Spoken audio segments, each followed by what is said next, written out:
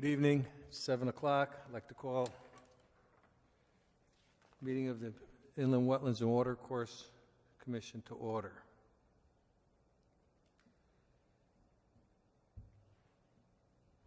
Has everyone had a chance to look at the minutes from August 17th? Any changes, corrections?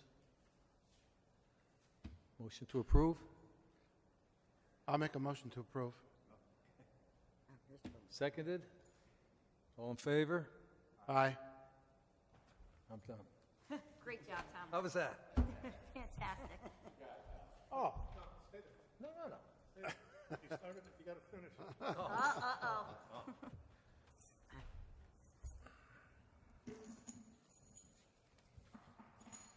Old business. Application number 2016-9, placement of a retaining wall and fill within an upland review area to create building pad outside of the regulated area. Clear area to within 35 feet of wetland for storage of materials on pallets. Site address 511 Access Road, Stratford, Connecticut. Assessor's reference map 40.05 block 14, lots 2 and 3. Applicant Burns Construction. Do we have a...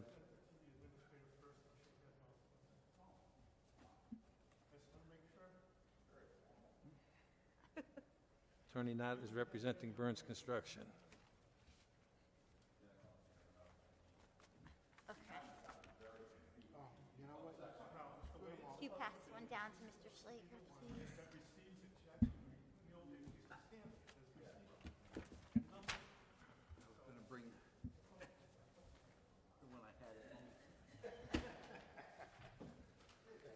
You're welcome. I think we are... Yep, Yeah. we're good.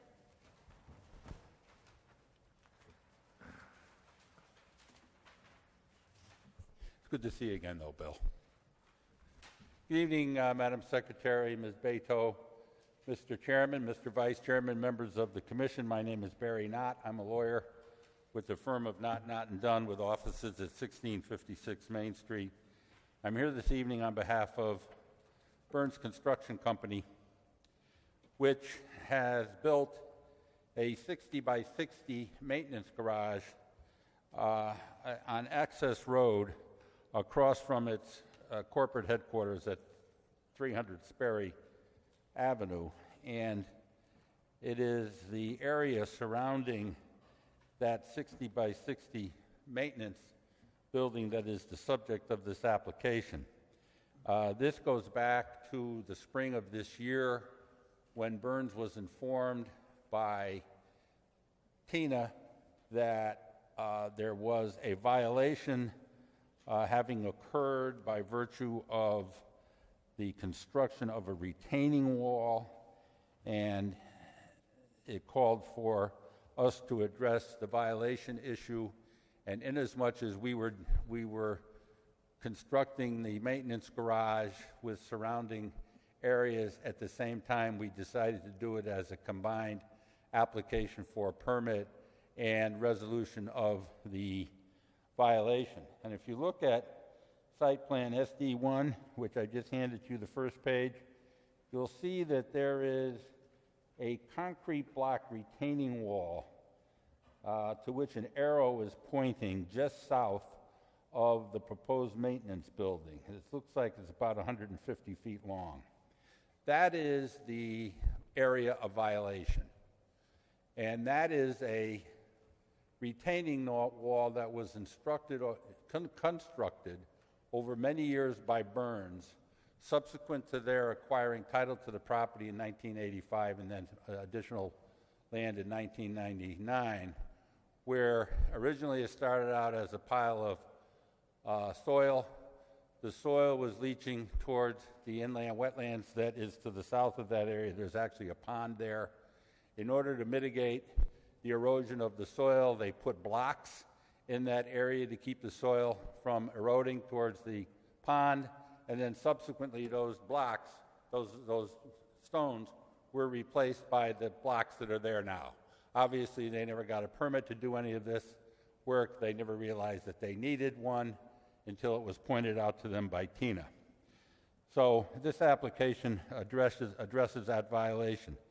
And then at the same time, if you look at Plan ES1, which is the Erosion and Sediment Control Plan, second page, you'll see that in the area between the building and that block retaining wall, there is a shaded area where we've got highlighted area to be reused for on-grade material storage on pallets. And that area is between the retaining wall that I just described and the 35-foot setback from the inland wetlands, which we are seeking approval for.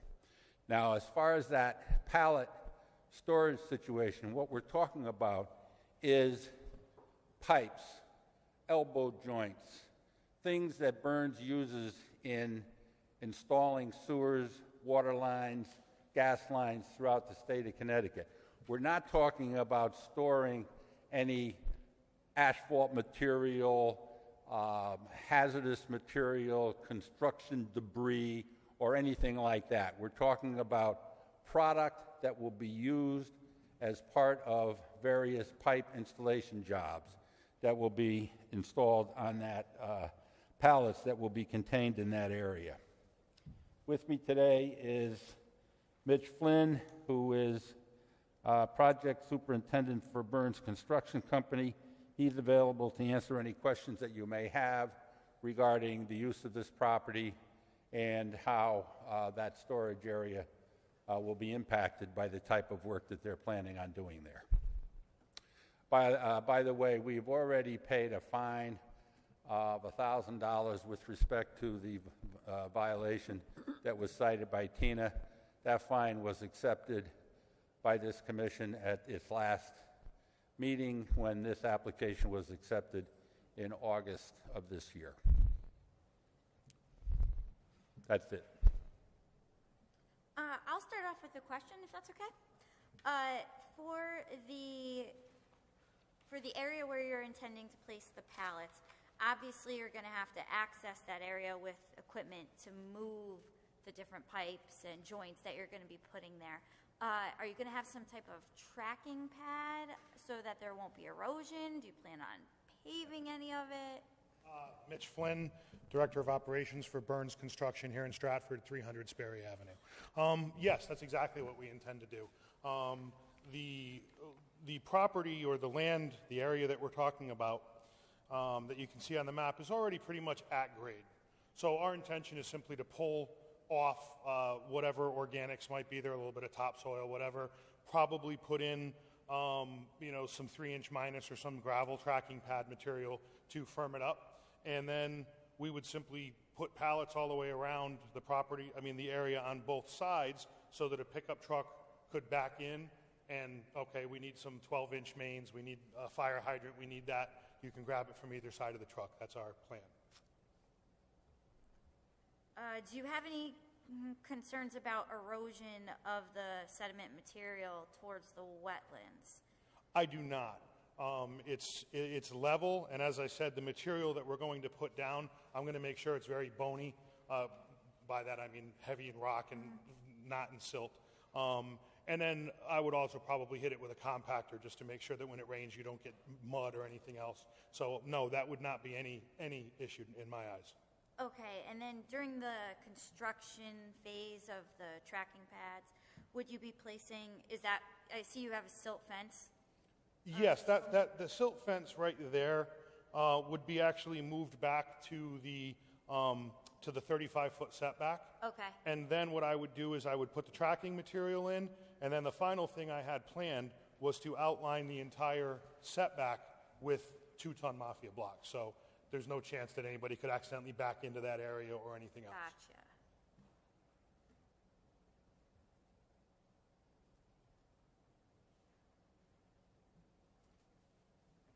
I'm thinking it might be wise if you could provide plans that would show that that additional Mafia block wall that you're going to be placing around the wetland buffer. Yeah, absolutely. Could that be something that you could get to us by the time of ahead of the next meeting? I could simply make it contingent right now. I can agree to that and draw it on the plan now. We should just have mark this up. What's that? Why doesn't he just mark this up and resubmit it? That's fine by me if Absolutely. Yeah, I mean, By you. we have no problem providing that detail to the commission. We'd like to have the commission approve the application subject to us providing Tina with that information rather than waiting another month for the approval. Well, let me see if anybody else had, I mean, my questions thus far have been answered. Anyone else, though? Yeah, I have a question on the leaching galley. I assume you're going to capture all the runoff from the building and the parking lot into the leaching galley, is that correct? Correct. Nothing's going to go into the wetland at all? No. The engineers, and this is totally off memory, but I believe they required me to catch up to an inch of rain at any one time, and that's how the galleys were sized. And these plans obviously were submitted to engineering and approved. So the number of the galleys and the size of the galleys have all been calculated to catch everything that comes off that roof. And then the galley is going to eventually go into the storm sewer? Is that what's going to happen? No. The only water going into these galleys is what comes off the roof. So it comes into the gutters, shoots down the gutter, and instead of spilling out on the ground, they make me put it in these galleys so that it then can leach into the ground. The water level is very, very high at this point, so the galleys will basically be sitting an inch above the water, with the thought process being that as they fill up, obviously the water just drains into the water table, and that should take care of that. All right, in terms of capturing parking lot runoff, are there going to be any receptors or anything that's going to trap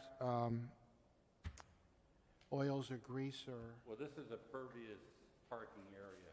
There's no pavement there. No pavement? This is all gravel. Okay. This whole area is gravel. Maybe we should make the distinction really quickly, maybe for myself as well. The leaching galleys are for the building that's already been constructed. Correct. And, yeah, so the area that we should really be focusing in on right now is this pallet storage gallery. The leaching galleys are already in. They were built outside the wetland setback area. We didn't have purview over that. It was the violation, which we've already addressed, and the pallet storage area. Well, you don't know this, but Tina will remember that this version of the plans that you're looking at now is the second version that were prepared. The first version had the galleys on the wetland side of the building. So we moved all of the galleys away from to the other side of the building so as to mitigate these concerns. Okay, thank you. I'm good. Any other questions? Mr. McCann? If we could just go back to the galleys again. Do you know what the water table is at that point? Doesn't matter. Do you want me to guess? I can give you an educated guess, but I'm not going to sit here and say that I know it, precisely. Well, that's always a concern, whether, it looks like you have only about 1 foot of aggregate underneath the concrete structure itself. Oh, no. Underneath the concrete structure itself is over 7 feet of compacted fill. And the reason for that was there's flood, FEMA flood, regulations down there that the floor of our building had to be a minimum of 14 feet. And everything over here, as you can see, was between 7 and 8. So we had to ramp it from 7, 8 feet all the way up to 14. So now you have 7, some places 8 feet of compacted gravel. Okay, so you're pretty self-assured that these things are not going to fill with water from the ground? Oh, no, they can't.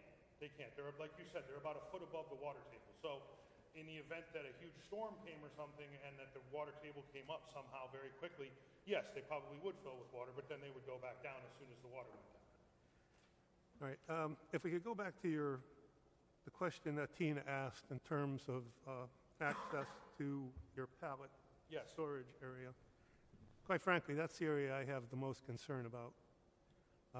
What's the frequency in use of that area? Is that a daily occurrence? Is that Maybe it could be used every day, more likely every other day.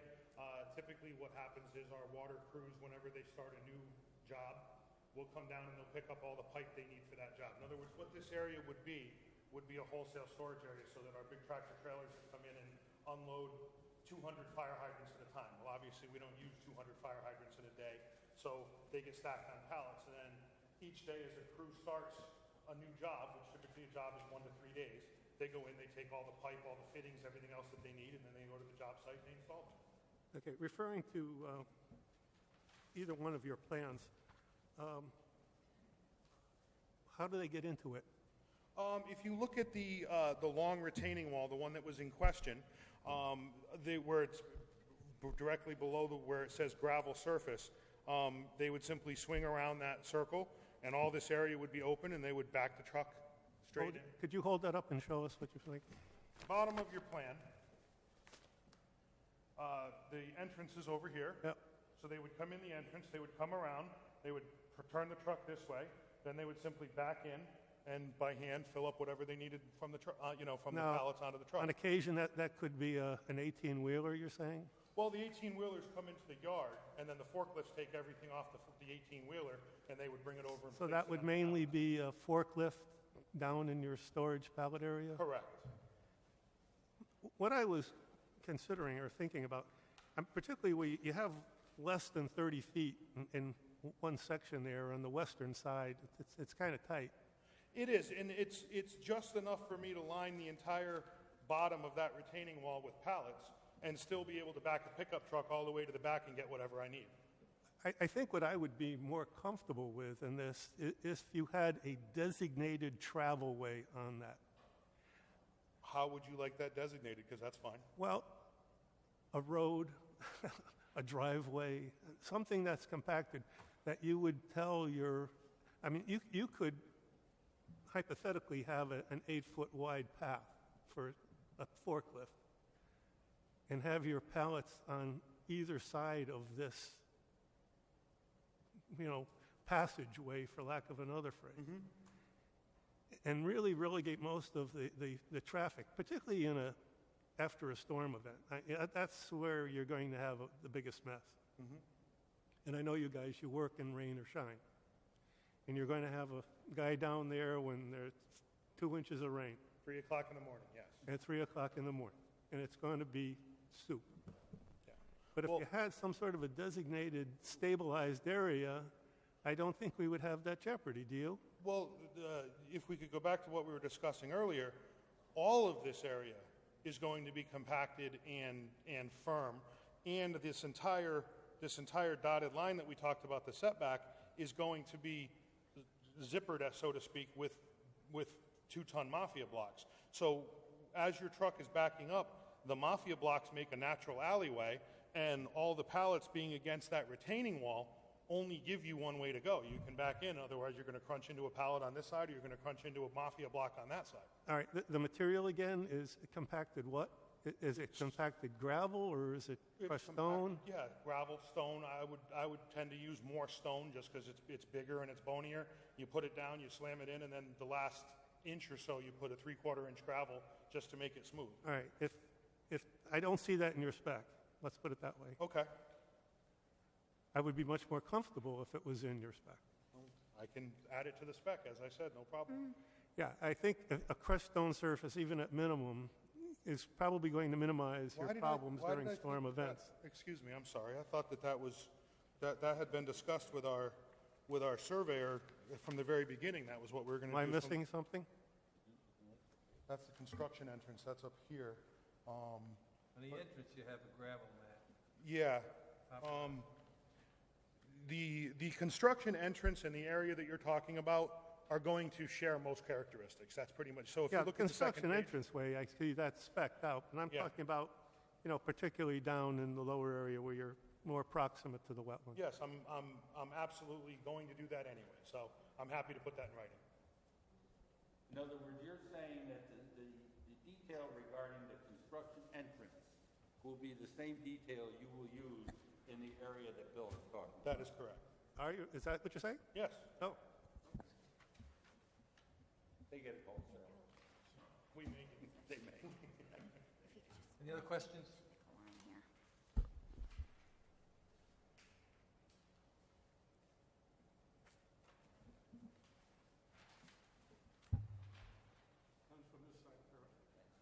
I'm good here. Would anyone will entertain a motion? Are you making a motion? Yeah, I'll make a motion to approve. We could make the motion to approve tonight, right? Yes, we can. Sure.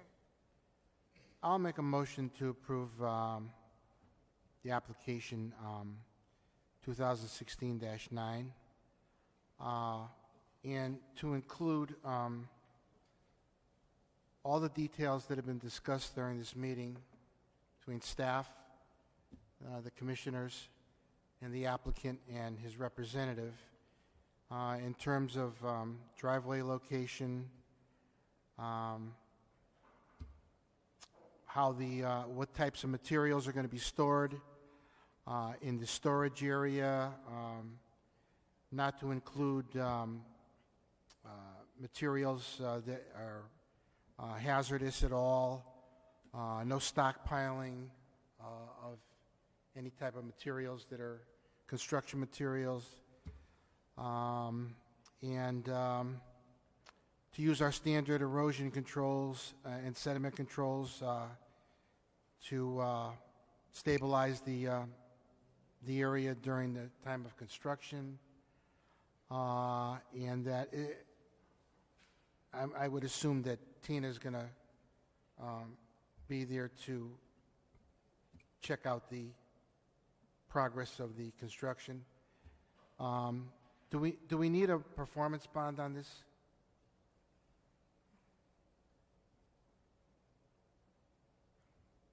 I don't believe so. No? I don't think so. I don't. Do any of the other commissioners think we need a? I don't think so. But No. it- That's my motion. If you want to make a second, you could add to. yeah, right, I will. Okay, go ahead. Yeah, that's easy. Second. I will second that. We have a motion, we have a second. Any discussion? Discussion. Yeah, during discussion. None? Go ahead. I already did. He did.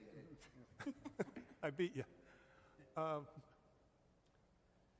We can approve the application tonight, but I would suggest that the administrator not issue the permit We'll take care of that. until all the stipulations have been met. Correct. So we can, it's a two-phase situation. Right, it's a friendly amendment. I So, agree with it. Yes. We have a motion, we have a second. All in favor? All. Opposed? Aye. All right, so this is approved, subject to submitting drawings. Could be this drawing marked up, addressing these items, and we'd like to get these submitted by Friday next, which would be, whatever it is. 30th? The 30th, is that okay?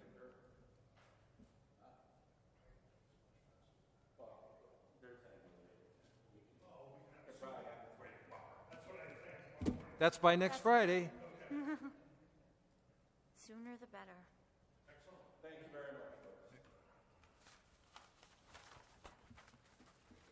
Thank you.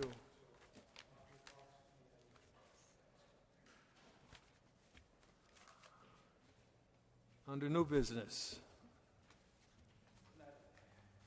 Night. Night. We have inland wetlands permit modification number 2013-1, M2, construction of 137,700 square foot industrial warehouse building and associated infrastructure associated with the 42.56 acre East Campus portion of Stratford Corporate Campus. This is a modification to the previously modified permit under which a 225,198 foot square building was constructed on the site. Site address 975 Lordship Boulevard, Stratford, Connecticut, Assessor's Reference Map 30.4, Block 2, Lot 2. Applicant Stratford Development, and we have a representative of Stratford Development here tonight. Good evening. Evening. My name's Jim Casey, live at 1903 Burr Street in Fairfield, Connecticut. President of Stratford Development. I'm here tonight to offer an application, 11 copies of plans, 11 copies of an application, 11 copies of updated drainage report as well. We have a check also with us tonight if that needs to be accepted. And I'm happy to talk about this or just field questions. I'm not sure how you all want to proceed this evening. Yeah, I mean, this was something that we had already permitted for a larger scope than what they've even come back for. So the original building permitted was 500,000 square feet about, and so the FedEx facility was created at about 220,000. This is adding an additional 130,000, so you're still below the scope of the original project. Right. Permitted by this commission. The initial permit was based on a full development, maximum zoning, 530,000-foot warehouse, max parking lot. I don't think we had much impervious area not shown on that application. And so the stormwater drainage and all the designs that were supporting that plan, which was fully approved, unfortunately that deal didn't happen. We then subdivided the site, worked out a deal with FedEx to build on 28 acres of the site and incorporate 100% of the stormwater design with their project on all 3 lots of the subdivision, not just the lot that they worked on for themselves. So if you look at this set of plans, I'll focus your attention on the last plan. It's a color comparison plan. It shows what was approved, it shows what was constructed, and it shows why we're here this evening. We're asking you all to modify the permit and transfer it to us for the development of a 137,700 square foot warehouse on Lot 2. And if you look at Lot 2 has absolutely all the retention pond and filtration ditches already constructed. All we are going to do is just show you how we're going to tie into those so that the perimeter development of the site, being proximate to the McKinney Refuge and tidal wetlands, has already been developed, and we're working kind of inside all of that infrastructure, which has already been constructed. What's that? Go for it. Question. So the infrastructure was designed and installed to support 500,000 square feet, more or less. And now it's going to be 365,000, more or less. Am I correct in stating that there's no room left on this lot to do anything else? Or is that not a correct statement? No, I'll put it in perspective. Lot 1 is developed 100%. Lot 2 is being proposed to be developed 100%. Lot 3 is 2.3 acres. So, I mean, even if we paved it in its entirety and didn't even put a building on it, 80,000 square I feet. can't get there Okay. to where we were before. Right, so, okay, the point is, Right. We won't go it's above designed it. for more than you could ever build on it, the way things are configured, unless you demolished everything and started all over again. Correct. Okay. Do you want to hand out the materials? I'd be very happy to. You could just pass them to me and I'll pass them around.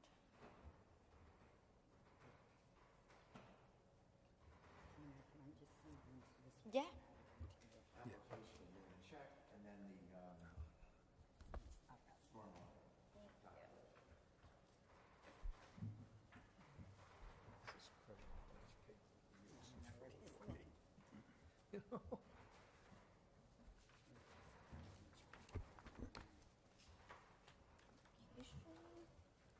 Thank you.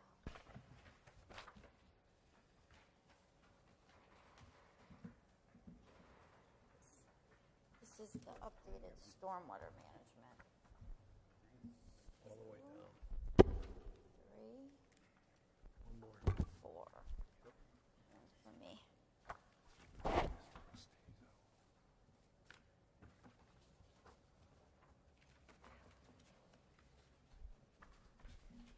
Perhaps you could just walk us through how you're going to be tying into the stormwater drainage that's already on the site Okay. with the newly proposed building? Certainly. If you look at Lot 2, it has frontage on Lordship Boulevard, and you'll see an existing, very, very finger-like projection of an existing retention pond. And we have very few catch basins designed for installation on Lot 2. We'll probably do mostly sheet flow into that existing pond, and as well as into the existing infiltration ditches. I think the only thing we'll probably be piping into the pond would be the water from the roof, and that would probably just be PVC piping underground from the roof, underneath the parking lot, into some sort of a dissipator, but the details of that are shown on the plans. I don't think there's anything else that's really going to have any velocity to it. And if you look at that pond in the front of the property, that pond drains through an outfall over the top, actually, a weir, that runs into a filtration trench that runs, I don't know, 1,100, 1,500 feet back to another pond that's constructed, which is even larger on the very, very southern portion of the site, which ultimately is the point of discharge for all the stormwater generated on the site. And that's over 1,000 feet of a level spreader. So very low discharge to the adjacent Stuart McKinney National Wildlife Refuge. This design, when we designed the site for 530,000 feet, was developed based on meetings locally as well as with DEP and the Army Corps of Engineers, and that was the preferred method of ultimate discharge to the tidal wetlands. The only other question I have is when you're actually building the facility, are you going to put any protective measures around the retention pond so it's not going to be silted in with any construction debris? Well, certainly, and like I said, it's a flat level site, almost at elevation 9, very easy to control, won't be a problem whatsoever. It's will be one of the flattest sites we've developed in a long time, so we'll have provision for filter fabric, as well as hay bales where necessary, and the disturbance area is clearly shown. Probably 90 feet from the pond would be my guess, and we can easily control what we're doing. And just so the commissioners are aware, obviously, since they already have a permit for this, there's already certain sediment and erosion controls that they must abide by during the construction process, and those were all vetted through you back in 2013, I think, when the permit originally was approved. So because this is in no way exceeding the scope of the original permit, I don't see any issues with the project. I don't know if any of the commissioners have any questions. Yeah, I have a question concerning the maintenance of your, without even looking at your maps, your drawings, I know the area, and there's, just from what you're saying, there's extensive run in terms of watercourse, ponds, retention areas. Who's going to be responsible for the maintenance of that? Well, because an area like that has a tendency to grow quickly with invasives, become silted, and in that type of a situation, any restriction or anything that gets involved in that is going to affect the function of the whole system. So is it going to be Stratford Development, the tenant? Who's going to be responsible for the maintenance of your system? Well, in all the leases we execute and write, it's never the tenant, so that's not a concern. It's always the landowner. So, for example, currently the 42-acre site, 28 acres are owned by Elm Tree Stratford LLC. It's a very large company that purchased the land just prior to development. They have local folks through the tenant that manage everything. I mean, they're responsible for providing what the tenant needs, as well as managing the stormwater. We have an agreement between the parties that we've signed with Elm Tree so that we're still landowners of lots 2 and 3, so we jointly are all responsible for our areas. And if we do something that affects them and vice versa, we each have to stand up for what we've done as well as what we maybe should have done and didn't do. So it's still local with us on lots 2 and 3. It's just that I'd like to make it part of a record of something, who's going to be responsible, just, that's all. So I just want to know, right, is there a plan, and if it's, if it's on paper, that we can include it into the modification, that's all. I think it's already on the land records, actually. I'll look it up and see. But Right, if we could check into that, because that's, I'd like to, I think the responsibility when you do the subdivision and you do the approvals for the project, they tend to run with that sort of stuff. But I'll find out specifically how we can get you what you want. All right, thank you. Mr. McCann? Through you, Mr. Chairman, to the administrator, where are we on this? Are we just accepting this tonight? Is that, I believe we should probably just accept it at this point, and then if you so we get haven't, an opportunity, because we really haven't had an opportunity of obviously looking at any of the documents. Yeah, I'd like to look at the map yeah, again. and so we'll accept, you could accept the permit modification this evening. I believe that's what I wrote in the memo, actually. Yes. Accept it this evening and take a good look at it. I don't believe you'll see any reason not to approve it by the next meeting, but we could, of course. Yeah, I discuss think it's those. more protocol than it is anything else. We're obligated, I think, just to accept it at the first meeting. And, even though we probably know what we're going to be reading, we get at least an opportunity to read. Yep, that's absolutely fine. I believe that's probably the best course of action. Any other questions? In this warehouse, what types of materials are actually going to be stored there? There isn't going to be any hazardous material that can possibly leach out or... We're going to meet all zoning requirements and all Connecticut state statutes. I mean, that's what you have to do in every building, no matter where it is. I can't restrict the tenant to anything beyond that. I mean, I can, but I don't know that they were interested in storing hazardous materials there. Any tenant that we have in today's world that's touching hazardous materials is touching it very, very carefully and in quantities that don't trigger the Transfer Act, et cetera, et cetera, et cetera. Being a coastal industrial site, it already has some limitations in that regard. So I can't answer it beyond that scope because I've never seen a tenant bring anything to our warehouses like that. Some of the tenants that we've had in the past that you may be familiar with, pharmaceutical companies and things like that, they do handle certain amounts of waste that is hazardous. But again, it's handled properly, it's stored properly, it's moved properly, and it's tracked properly. And that's, I hope that's adequate. Any other questions?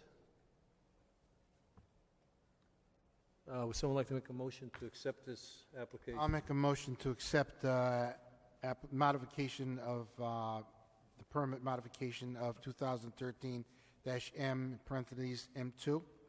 I second it. Second? Any discussion? All in favor? Aye. Thank you. Thank you. I See you also next month. believe You might want to add this verbiage that I put into the memo about, I don't believe that we need a public hearing on this moving forward, being that it's not exceeding the scope of the original project. So maybe you just want to read this into the record, Okay. Tom. Yeah.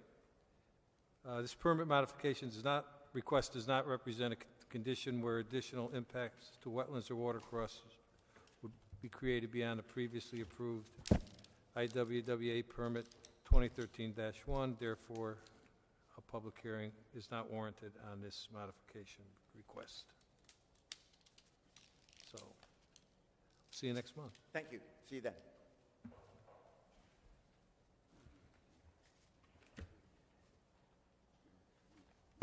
Staff reports, you got anything? The only thing I have was an administrative permit, application 2016-10A, remediation of contaminated soils in an upland review area of wetlands, address 1526 Stratford Avenue. map 30.08, block 20, lot 5, applicant Two Roads Emeritus Company, LLC. So this property was a former towing facility, I believe it was, and it is just east of the current location of Two Roads Brewery. Two Roads has purchased this lot, and they're going to be remediating it. They don't have a plan for what it's going to be used as in the future, most likely parking. They wanted the area to be remediated first. Most of the soils on site that were contaminated were high in ETPHs, which is total petroleum hydrocarbons. So very typical of a facility that would be used for towing and storing cars.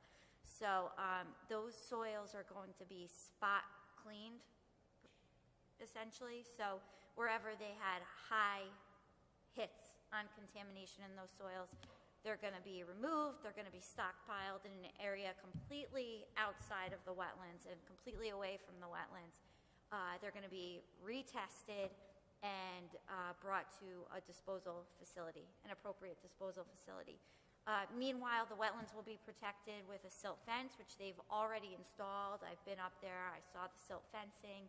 The wetlands are very well protected, and the applicant's aware that, you know, should they decide to do any further development on the site after the remediation has been completed, they're obligated to come back to us for an inland wetland permit, should they be within 100 feet of the wetland setback area.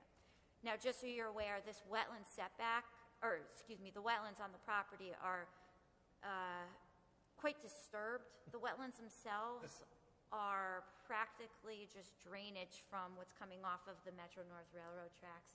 It's not a very high functioning type of wetland. It's a pretty disturbed habitat. Don't get me wrong, you know, we still need to protect it. It is a wetland, but it is a disturbed habitat, and I believe that they're taking a good step in remediating the property and getting rid of the contaminated soils first and foremost. And again, they're not going to be touching the wetlands. So, any questions on that administrative permit? This is Two Roads Brewery. Correct. I think we should have our next meeting there at the I think that's a fantastic idea. Site visit. This application was In the dark, it'd be perfect. Are you buying? that's not appropriate. With a barbecue. All right. Commissioners Forum, anything to discuss? I just got a question for Tina. Sure. Seeing that the zoning commission denied the 72-unit apartment building on James Farms Road, and one of their stipulations was that if they were going to pursue it, it was going to come to us. Have you heard anything about that? I haven't seen anything. No. Okay. I've seen nothing at this point. Okay. Thank you. I'm sure they always. Anything else? Yeah, I have one question. Were we still pursuing IDs? It's fallen off the radar for me. Okay. I'm sorry. I'll put it back on. I just didn't know where that stood. It's going to be easy enough for us to do. I know the fire department makes badges. They made one for me as conservation administrator. So we shouldn't have a problem getting them. I don't believe we're going to be needing any site visits anytime soon, but I'll put it back on the list for us to do. Well, just to reiterate, part of the application process to this commission, you do have the right of inspection to go on these properties by statute. And I think if you identify yourself, you probably will still be able to have a look at some of these properties.